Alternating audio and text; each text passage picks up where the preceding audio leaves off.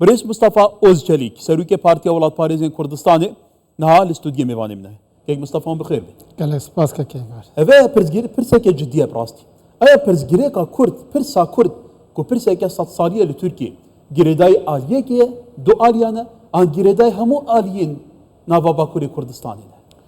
برسا كردستاني ام دما عثماني ودما ام دين آلی کی دامزراندنا دولت ترکیه حتی ایرو بردوامه دولت ترکیه 100 سال خواستیه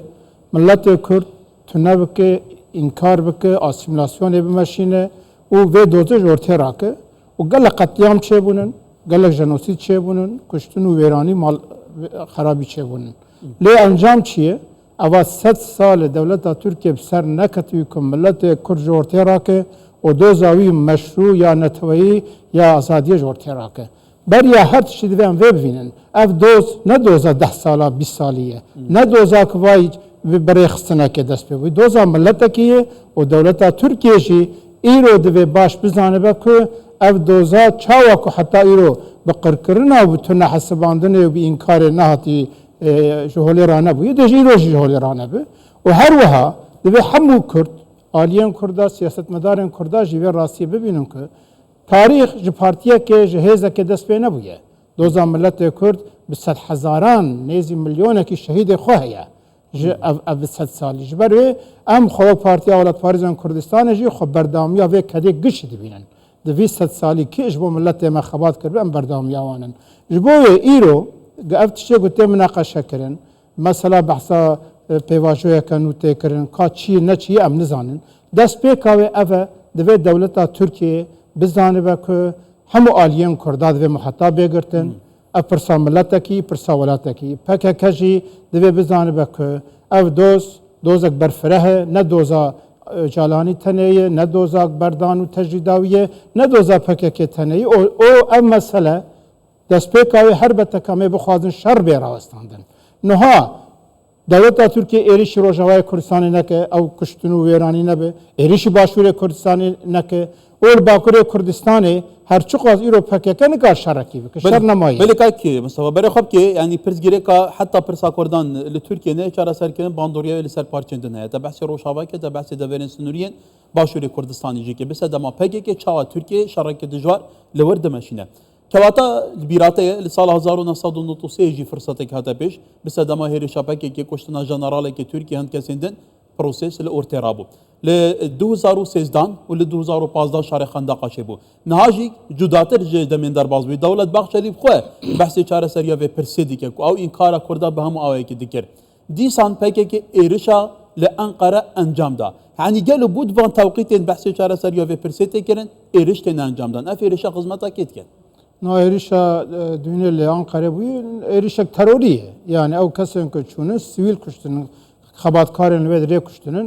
نه قبول کردن دولت ترکیه جویاد که بهانه او ایریشن تروری سر روجوای کردستان دمشینه ام با ایریشنا ام راس نابینن و ام دبیجن تو خدمت اشتشکر ناکج ملت مجر ناکه ایریشن رنگی نها بحثات دولت باخچلی تکرن اگر لبیرامه به گاوا جلانی آنین ترکیه و دمل ترکیه اعدام هبو جزا دار وکرنه هبو بلند اجاوی تو دولت باخچلی سر حکم بود بلند اجاوی سروک وزیر بو باخچلی جگری بو ایک اعدام راکر امضا کردی سب باخچلی بو کلام نجیب والیه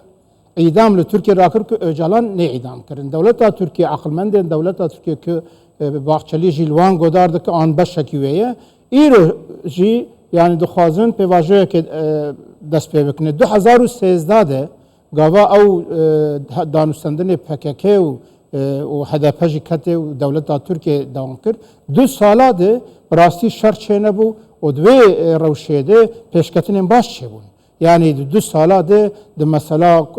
دامزراندنا کومله و تلویزیون و خباتا سیاسی سیویل دموکراتیک راستی هشیاریک مزن وجینک مزن چه بو دولت ترکیه جوی ترسیا دید که و چاقه هدف دگاه پارتیا ترکیه می ملت کرد گل کردستان وقت پارتیا کرداوی قبول کرد دنگی خدای استدی 13 دنگستند دولت ترکیه پشتی هفته حزیران 2015 دید که لباکر کردستان شر نبه و وی هاوی هر ده بنج دستا در که ده کرد هین زیادتش یارن و دمه لروجاوای کردستان جی مطابقات دو کی هاتو بکرن و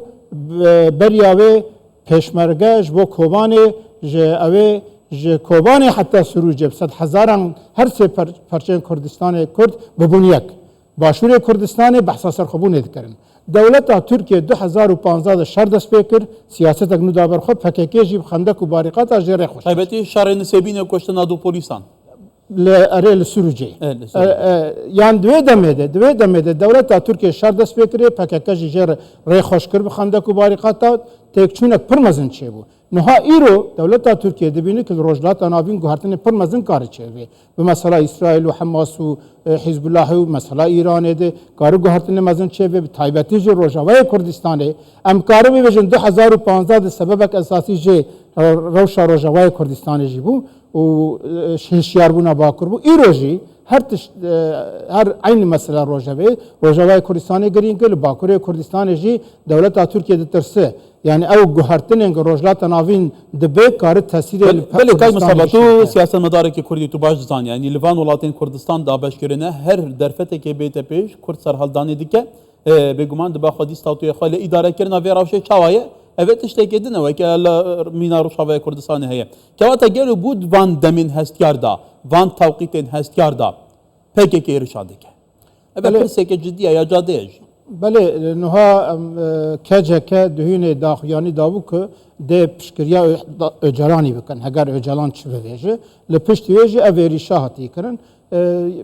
ایریشا نه قبول کرن و ایریشا پرووکاتیف جی لی دوی امتش کی بزانه بن yani ایرو افغانگشین تین کرن هگر بس لسر مسئله اجرانی به و لسر مسئله دانستدن PKK دولت به اف ده مسئله چاره سر نکه پرسا کرد و کردستانیه پرسا ملت کرد بله کایک بصفا میوانی من هبونه کوج نزیک و روشا با کردشو بینین یا ترکیه اوان دگو دناوا PKK دا دبا بالکه به نخوازه شر بسکنه دناوا ترکیه دا دولتا کور تایبتی ده واره سربازی دا جن جنرالین ترکیه جن اوجی دخوازن شر نراوسته جبرکو مفایوان ده بردامیا شر دا هیه كواتا باندوريا بان هي قالوا تبريا بيدرس قنعتها من او داخيانيا باخشل دولة باخشلي بأريكرنا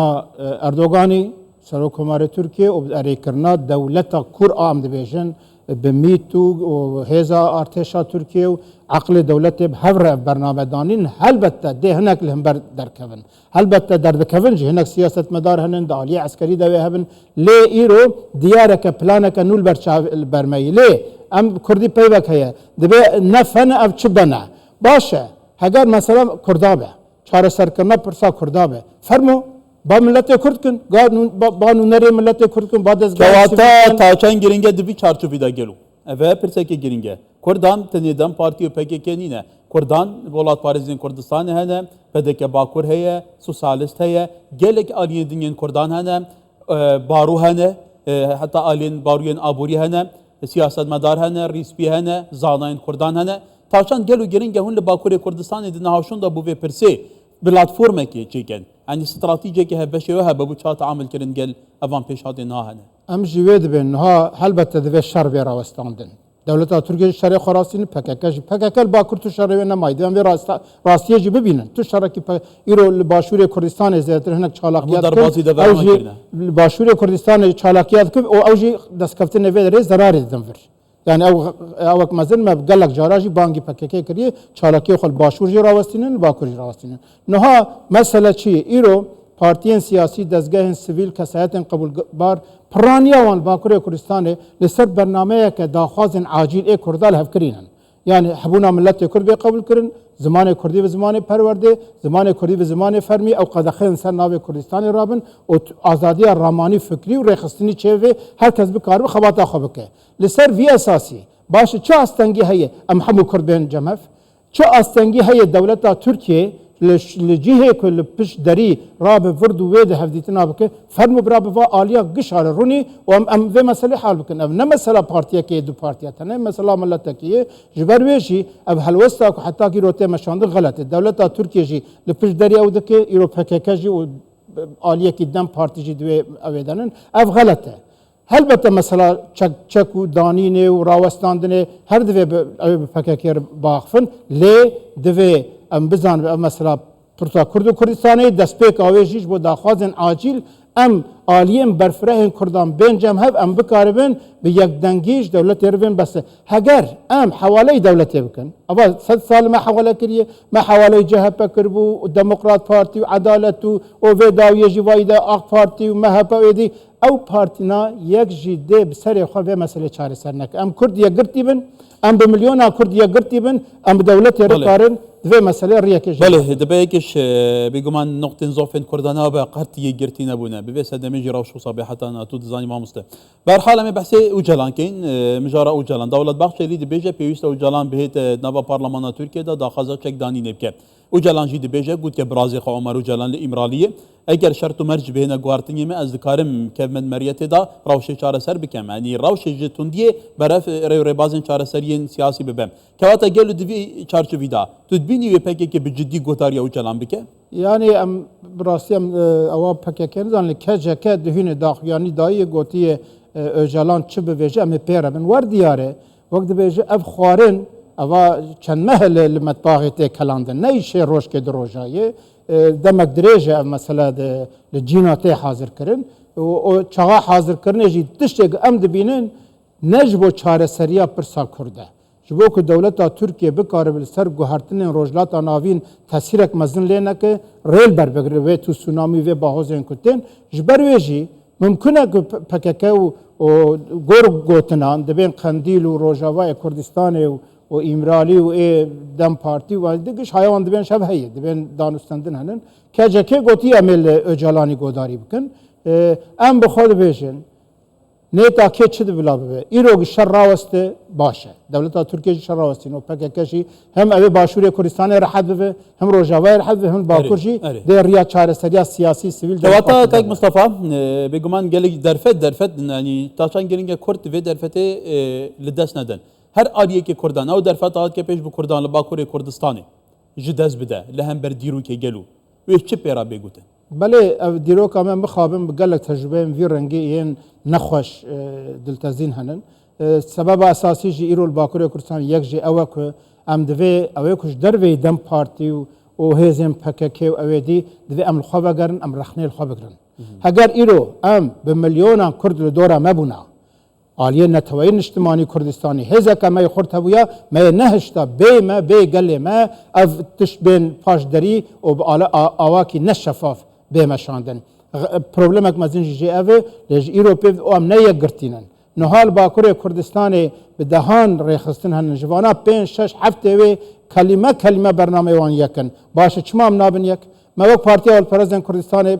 ewek rêbazek heye em dê li Bakurê Kurdistanê beriya her tiştî ê fikr û siyaset û bername wan yekin bila bibin yek nav yek partiyê de heyf belavelanin ê nikar bibin yek bila hevkariyê bikin tifaqa ê nikarin tifaqa bikin bila diyalog hebe ê nikar diyalogê bikin bila dijminatiya hevdû nekin em li ser vê rêbazê dibêjin Bakurê Kurdistanê îro Dem Partî xwe cuda dike diyar e hiç haya kesî jî pê naxib kesî jî rew nake em hêzên neteweyî Kurdî Millî Demokrat em bên cem hev em bikaribin potansiyela sivîl kesayeta jî em hevdûr bibin muxatabê vê meselê wê gavê Dem Partiyê jî bê partiyên dinê jî mecbûrî bên em yekgirtî bin dê dewleta Tirkiye nikaribe dilê xwe mesela bilîze û divê em bizanin ku ev hevîr dê gelek avjêr divê بله ما مسته والله وبالله نل باكور نل روشافا نل باشور نل روشالات هيزو آليين سياسيين كردان قد اجنينه اوجي سدمك كردنا جيش دارمانجان هر دمك فرصه دبي بمليونان كرد كevna قادان شهيدان ددن كددن